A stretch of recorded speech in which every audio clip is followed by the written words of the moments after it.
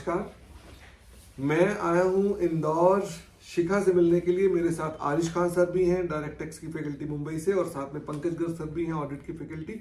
हम शिखा जो कि ऑल इंडिया रैंक 2, इनके यहाँ पर आए हैं, इनके घर पर हैं, और इनके माता पिता से भी मिले, बहुत अच्छा लगा। और हमने शिखा से भी जानकारियाँ बहुत सारी ली।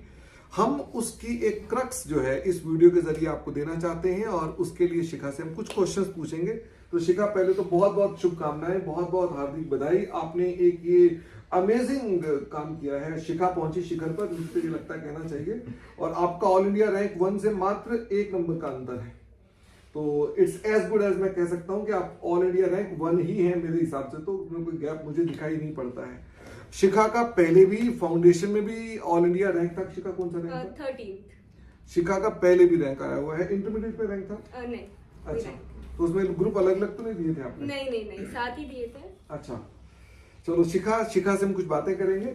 शिखा, सबसे पहले तो हमें यह बताओ कि जब आपको इंस्टीट्यूट से कॉल आई, या आपने रिजल्ट हो सकता है पहले देख लिया और कॉल बाद में आई हो, तो कैसा आपको उम्मीद थी?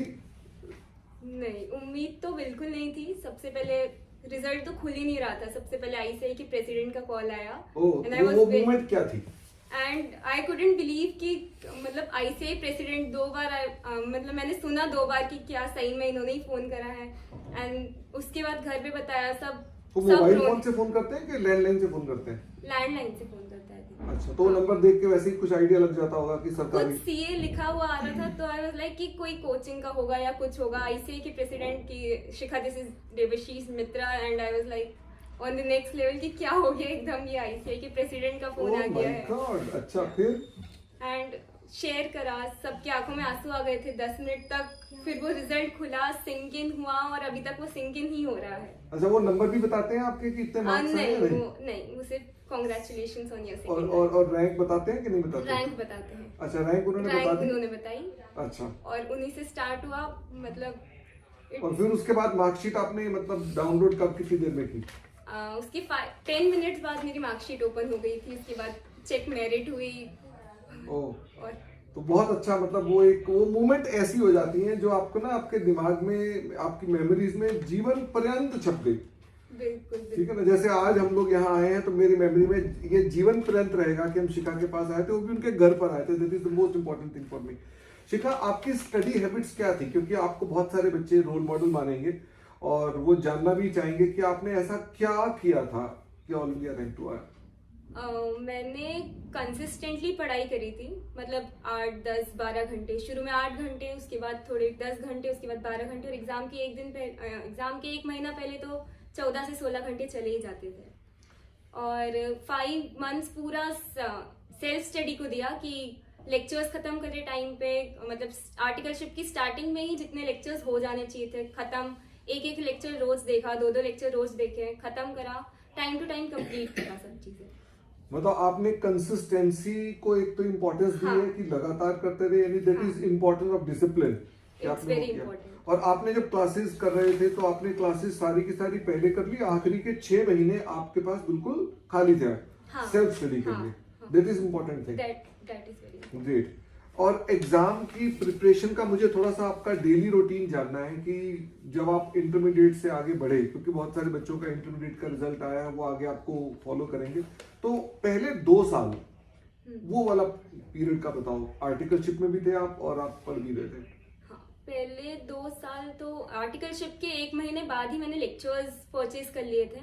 तो 2-2.5 साल में शुरू से ही था कि 2.5 साल में ये कंप्लीट लेक्चर्स करने ही हैं। तो 1 लेक्चर देखना, 2 लेक्चर देखना। आर्टिकलशिप में भी बहुत इंजॉयमेंट करा है, नो डाउट, बट वो 1-2 लेक्चर मैनेज बहुत इजीली हो जाते हैं आर्टिकलशिप के साथ भी। अच्छा, मतलब आपने अपने 2 lectures at the time 2 classes देखते थे? हाँ। अच्छा, तो आपका उन दोनों में रूटीन क्या होता था? मॉर्निंग पर्सन है कि evening? I am night person actually. अच्छा, तो आके लेक्चर देखना, आर्टिकलशिप। दिन भर पहले ऑफिस में पूरा प्रॉपर काम करते थे और 6, 6:30 फ्री हो जाते होंगे? हाँ, थोड़ा प्रेशर था आर्टिकलशिप में शुरू में कि 10 बजे फ्री हो रहे हैं, 11 बजे। ओ, रात 10 बजे? हाँ, तो उसके बाद भी आके देखना, सुबह आधा लेक्चर देखना, रात में आके देखना। तो एक दिन में फिर 2 लेक्चर हो जाते थे कि नहीं होते थे? कभी कभी नहीं होते थे, कभी कभी करना ही पड़ते थे कि स्लीप भी सेक्रीफाइस करनी पड़ती थी कि करना ही है। अगर ऊपर से हम जैसे टीचरों के तो 130 लेक्चर हो जाते हैं, तो वैसे ही आपको दिक्कत होती होगी, ऐसा नहीं? नहीं, सोचा था कि करना है तो फिर वो करके ही नींद आती है। अच्छा, तो आप जब वो 2 साल में आपने सब्जेक्ट कवर किए तो आपने सभी कोचिंग्स को खत्म कर लिया था 2 साल में, पहले 2 साल में? हाँ, मतलब मेरा मई तक सब सारे सब्जेक्ट्स हो चुके थे। पहले आपने कौन कौन सी कोचिंग ली थी सबसे शुरुआत में? पहले मैंने स्टार्ट किया था कॉस्ट से, उसके बाद मैंने एफआर लिया, फिर एसएफएम लिया, एंड देन लेटर मैंने लॉ लिया, ऑडिट लिया, डीटी लिया, एंड देन आईडीटी लिया। अच्छा, तो मतलब आईडीटी पहले लिया एंड देन डीटी। अच्छा, पहले आईडीटी और लास्ट में लास्ट में DT लिया। डीटी। हाँ। अच्छा, वेरी गुड। और 2 साल के इस पीरियड को बिताने के बाद जब आप एग्जाम से पहले तकरीबन 6 महीने या 7-8 महीने रह गए होंगे, इस पीरियड को आपने कैसे? हाँ, तो शिखा, जो एग्जाम से पहले जो 9 महीने थे 2 साल बीतने के बाद, उसमें आपने फिर कैसे तैयारी की? उसमें मैंने फोकस किया कि 9 महीने में से 3 महीने में लेक्चर्स खत्म हो जाए, भले ही मुझे 2-3 रोज देखने पड़े, उसके बाद 5 महीने मेरे पास हाथ में रहे कि मैं 8-10-12 घंटे जितने भी हो पाए मैं दे सकूं खुद सेल्फ। अच्छा, तो उन दिनों में जो आपने क्लासेस ली थी उसकी कोई समरी वगैरह पहले बना रखी थी, उनके कुछ नोट्स वगैरह थे आपके पास ताकि आप लास्ट में रिवाइज कर सकें? मैंने हैंड रिटन नोट्स तो नहीं बनाए थे, बाकी जो भी फैकल्टीज की बुक्स थे, मॉड्यूल्स में मार्क करा हुआ था पहले से ही, सब मॉड्यूल में भी देखती गई थी मैं कि क्या एडिशनल है, तो वो ही यूज करा था कंटेंट सारा। अच्छा, उस दौरान ही आपने ऑडिट भी पढ़ा होगा? हाँ। और टैक्स भी पढ़ा होगा? हाँ। तो ऑडिट पर पंकज सर के कुछ क्वेश्चंस हैं। ऑडिट, शिखा ये बताओ, सीए फाइनल में सबसे मुश्किल आपको क्या लगा? ऑडिट। ऐसा सबका यही जवाब होता है, तो मैं यही जानना चाह रहा हूँ ऐसा क्या मुश्किल था और कैसे आप दूसरे स्टूडेंट्स को गाइड करोगे कि इसको सिंपल बना लें पेपर को? ऑडिट एक मतलब 2 सब्जेक्ट को मिला के बना ले इतना वास्ट है। अच्छा। हाँ, ये मेरा एक्सपीरियंस है कि और इसको मतलब थ्योरी और इतनी वास्ट करना तो इट्स वेरी डिफिकल्ट। या शायद हम ये कह सकते हैं कि जो इंस्टीट्यूट का पेपर पैटर्न है जहां पर थोड़ा सा क्रैमिंग पार्ट इन्वॉल्व हो जाता है, यदि उसको हम असेसमेंट को एमसीक्यू बेस कर दें सारा, तो शायद इतना मुश्किल ना हो ये। बट आई डोंट एग्री कि एमसीक्यू पूरा कर देना चाहिए। उनका 30 एमसीक्यू है तो वही सफिशिएंट है। Theory is also very important कि आप कैसे लिख रहे हैं, कितना प्रोफेशनल राइटिंग है आपकी, कितना समझ रहे हैं, कितना कॉन्सेप्चुअल। अच्छा शिखा, ये बताओ, अब जो सीए फाइनल ऑडिट की हम बात कर रहे हैं, तो उसके अंदर जैसे हमारा पेपर पैटर्न एमसीक्यू है, डिस्क्रिप्टिव है, डिस्क्रिप्टिव पार्ट के लिए आपने कैसे तैयारी की थी? डिस्क्रिप्टिव के लिए मुझसे जितना हो गया, आई फोकस्ड कि मैं जो पढ़ रही हूँ उसी लैंग्वेज में, उसी प्रोफेशनलिज्म के साथ लिखूं। एंड रीडिंग में बहुत फोकस किया कि जितनी बार मैं 10 बार अगर ऑडिट जैसा सब्जेक्ट पढ़ रही हूँ तो वही वर्ड्स मेरे माइंड में रहे कि कितना प्रोफेशनली, कितना कॉन्सेप्चुअली मेरे को सही लिखना है और क्या पिन पॉइंटेड जो पूछ रहे हैं वो कैसे लिखना है। तो इस सब्जेक्ट की रिवीजन आपने कितनी बार की? एक ऑडिट ही ऐसा सब्जेक्ट है जिसे मैंने पूरे 5 महीने पढ़ा है। अच्छा। मतलब डेली मैंने सुबह 3 से 4 घंटे ऑडिट को दिए हैं, क्योंकि मेरा इंटर में भी ऑडिट पे इतना ग्रिप नहीं थी और मुझे ऑडिट से डर लगता था। बट ये 5 महीने में 4-4 घंटे पढ़ के लगा कि it's a very good subject और जितना कंटेंट है उतना होना चाहिए।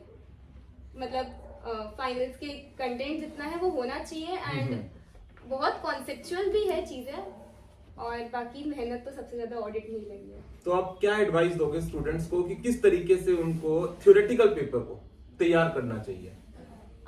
जितना रीड करेंगे उतना ज्यादा रिमेम्बरेंस आएगा और उसको कॉन्सेप्चुअली रीड करने की कोशिश करना चाहिए। जो वर्ड्स इंस्टीट्यूट चाहता है, जो वर्ड्स हमसे एक्सपेक्ट करे जाते हैं यूज करने के, वो करिए। अच्छा, इसमें एक चीज और बताओ कि काफी सारे स्टूडेंट्स हैं आज की डेट में, ठीक, चार्ट बुक को रेफर करते हैं, क्वेश्चन बैंक को रेफर करते हैं, इंस्टीट्यूट के स्टडी मटेरियल को छोड़ देते हैं या कॉन्सेप्ट बुक को छोड़ देते हैं। क्या ये सही है? नहीं, इंस्टीट्यूट का मटेरियल तो मोस्ट इम्पोर्टेंट है। तो अगर वो चार्ट बुक में भी इंस्टीट्यूट की लैंग्वेज है तो आप प्लीज उसको रेफर कीजिए, लेकिन इंस्टीट्यूट से कभी मतलब दूर नहीं जाना है, या किसी की सेल्फ रिटन या हैंड रिटन या खुद के कस्टमाइज लैंग्वेज में नहीं प्रेफर करना चाहिए। और इसके अलावा जो आपकी आर्टिकलशिप है वो आपने ऑडिट में ही किया है? नहीं, मैंने Taxation. डायरेक्ट टैक्सेशन में करी है। अच्छा, ठीक है। वैसे एक बताओ, ये तो ऑल इंडिया रैंक 1 2 3 तीनों में कॉमन चीज निकली कि ऑडिट बड़ा मुश्किल है। मतलब मैं अभी तक ये सोच रहा हूँ कि इसमें मुश्किल मतलब क्या है। सर मुश्किल सिर्फ ये है कि उसके अंदर एक थ्योरेटिकल पार्ट जो इन्वॉल्व हो जाता है, थोड़ा लैंग्वेज उसका, बस। और इंस्टीट्यूट वही एक्सपेक्ट करता है कि उसी लैंग्वेज को लिखा जाए। यदि वो केस स्टडी बेस्ड बना दें, एनालिटिकल हो जाता है, तो बच्चे शायद बहुत अच्छे तरीके से उसको अटेम्प्ट कर पाए। चलो ग्रेट। हाँ। आपके सर कोई सवाल? हाँ शिखा, मैं आपसे डायरेक्ट टैक्स से रिलेटेड पूछना चाहता हूँ। जैसे कि सभी को पता है, यहाँ पर आपके दोस्त भी जो बैठे हैं दूसरे, कि बहुत ही बड़ा सब्जेक्ट है। एग्जाम के एक दिन पहले उसको रिवाइज करने में बहुत दिक्कत आती है, और 7वां पेपर होता है तो आधी जान तो वही निकल जाती है 6 पेपर देकर।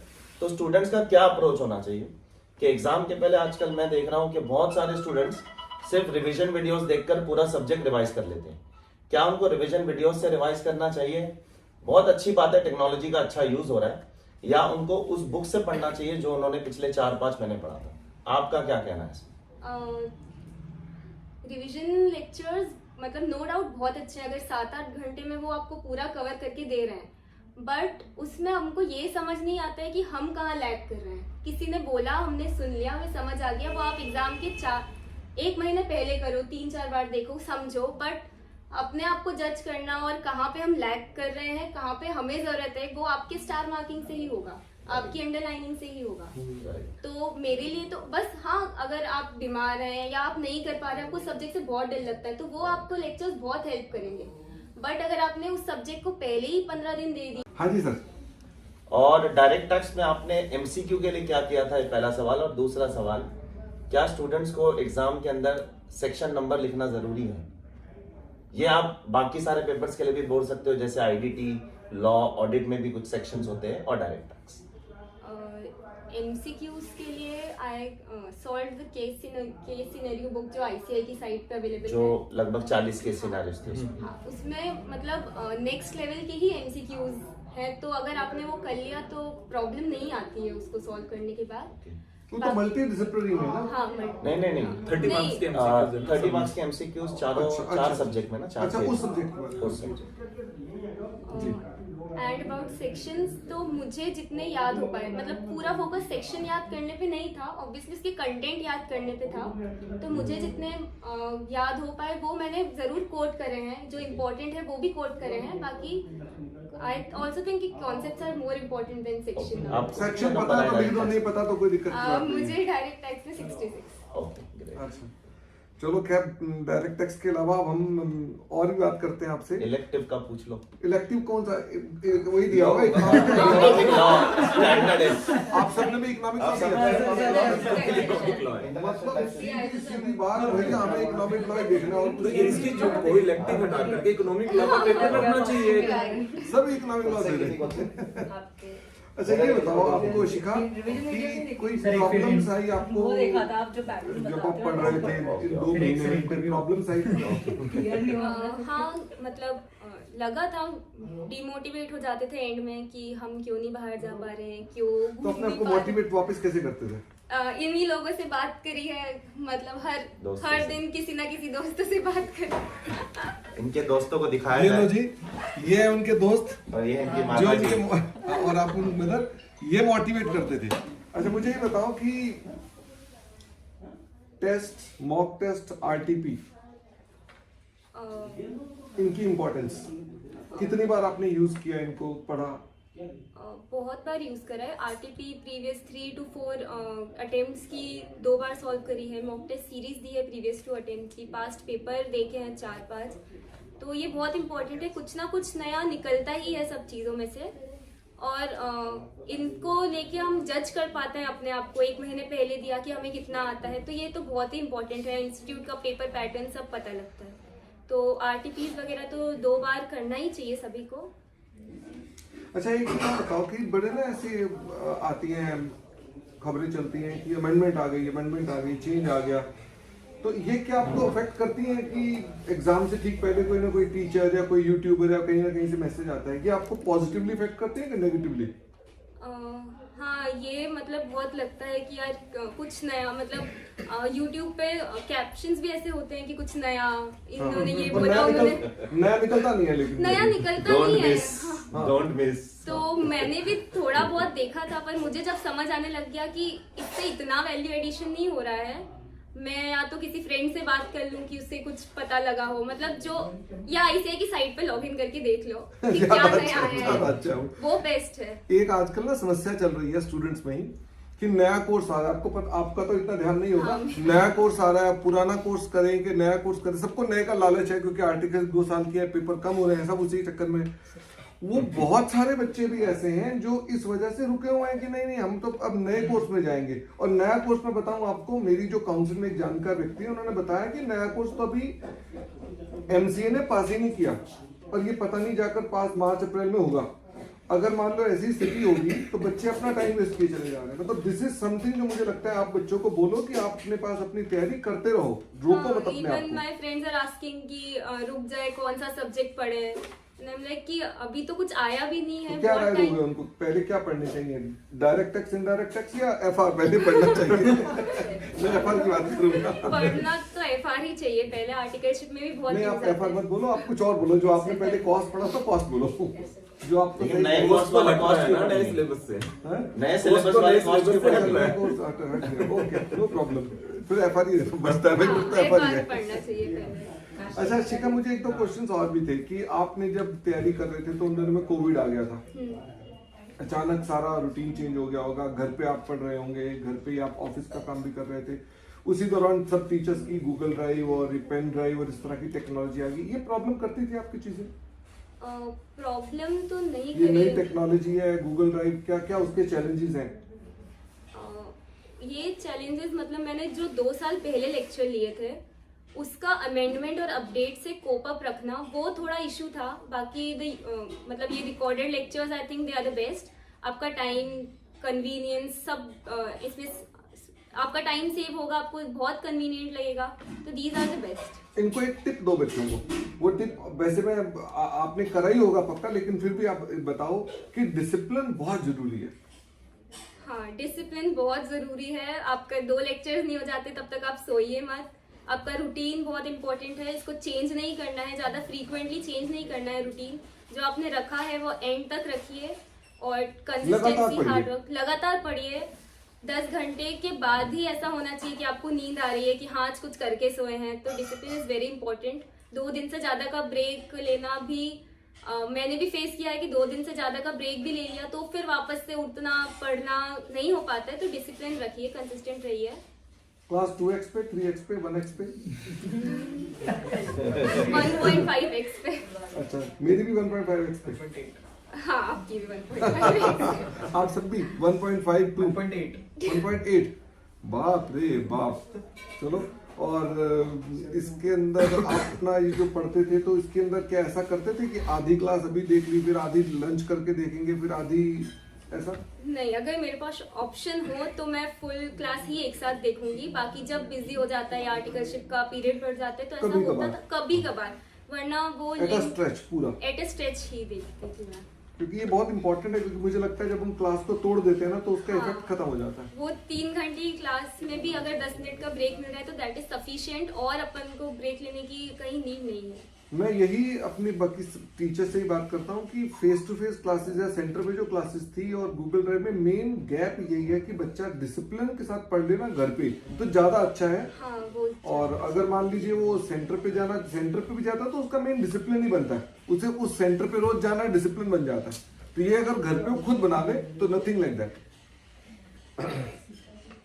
आपका कोई और प्रश्न? शिखा, एक चीज बताओ, जैसे आपने गूगल ड्राइव से क्लासेस ली सारी, क्या ऐसा भी हुआ कि कोई सब्जेक्ट की क्लासेस आपने पेंडिंग ही छोड़ दी हो बीच में? ऐसा मेरे साथ पेंडिंग तो नहीं, बट मुझे एक्सटेंड करानी पड़ी थी एक सब्जेक्ट की क्लासेस। क्योंकि हमारे पास बहुत सारे स्टूडेंट के मैसेज आते हैं कि सर 6 महीने में भी बैच पूरा नहीं हुआ। हाँ, यदि यही सेंटर बोल रहा है, एक हाँ, subject में यदि करानी यही पड़ेगी। चीज सेंटर पर होती है या फेस टू फेस क्लास में होती है तो शायद ये चैलेंज कभी ना आए। बट एनीवे सर, वो तो उन्होंने एक्सटेंशन एक सब्जेक्ट में ले ली थी, बट वही है, डिसिप्लिन बहुत डिसिप्लिन बहुत जरूरी है वेरी इंपॉर्टेंट गूगल ड्राइव के केस में। हाँ, आप अगर हर सब्जेक्ट का एक एक वर्ड या एक एक लाइन बोलना चाहो कि इस सब्जेक्ट के बारे में आपका क्या टिप देना चाहोगे बच्चों को, जैसे FR। Favourite and very conceptual. अच्छा, मुश्किल क्या आसान? समझने में आसान, हाँ। आसान है। अच्छा, आप सब भी आसानी बोल रहे हो। आपकी वजह से। सब्जेक्ट आप मेहनत करेंगे तो आपको आसान लगेगा। ऑडिट पहले बता दिए वैसे। वास्ट, वेरी वास्ट और हार्ड वर्क मांगता है ऑडिट। अच्छा, SFM favourite and favourite, okay. और वैसे अदरवाइज टफ, मुश्किल, आसान क्या? ट्रिकी। ट्रिकी। इस बार पेपर थोड़ा ट्रिकी आया था ना SFM का। अच्छा, लॉ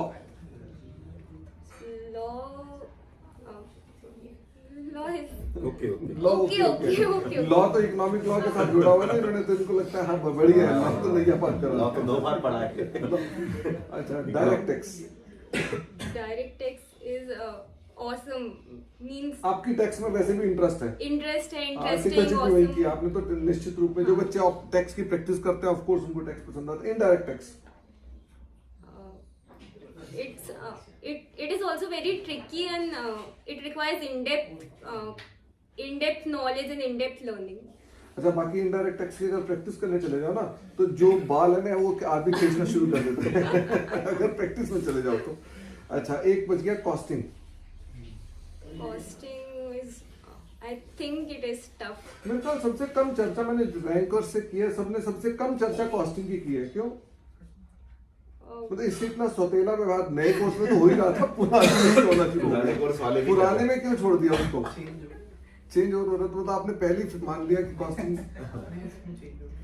क्योंकि कॉस्टिंग मतलब जो मेरे हिसाब से मैंने जो पढ़ा है, मेरा स्टडी पैटर्न भी फिक्स नहीं था। मतलब उसमें एग्जैक्टली पता नहीं था कि क्या पढ़ना है, कैसे आता है, कितना किस चीज को कितना समझना है।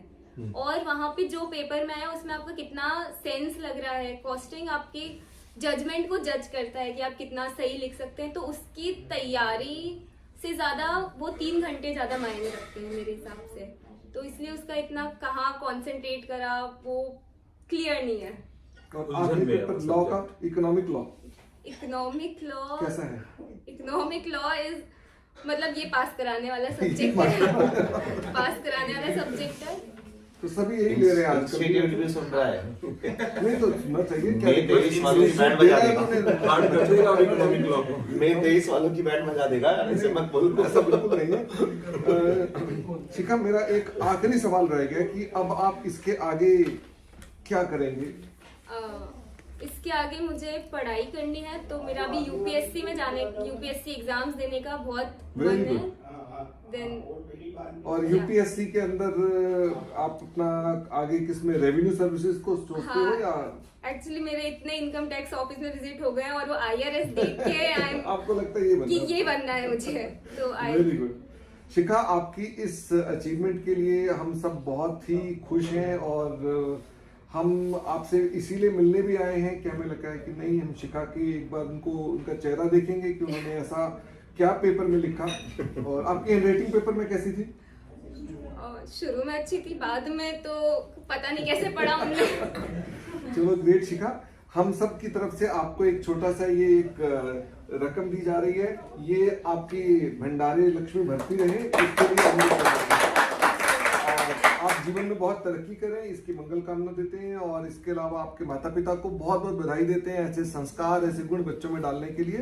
और इसके अलावा अगर हो सके तो आप जो अपना मटेरियल यूज कर रहे थे पढ़ने के लिए, कुछ नोट्स वगैरह, तो आप अगर हमें वो देंगे तो हम अपने वीडियो के डिस्क्रिप्शन में डाल देंगे। हाँ, कि इस तरह का आपने कोई स्टडी शेड्यूल बनाया हुआ था या इस तरह का आपका कुछ शॉर्ट नोट्स थे जो आपको हेल्प कर रहे थे, तो इससे बाकी बच्चों को भी हेल्प मिल सकती है। ठीक है? ठीक जी सर, आप भी बाय करें।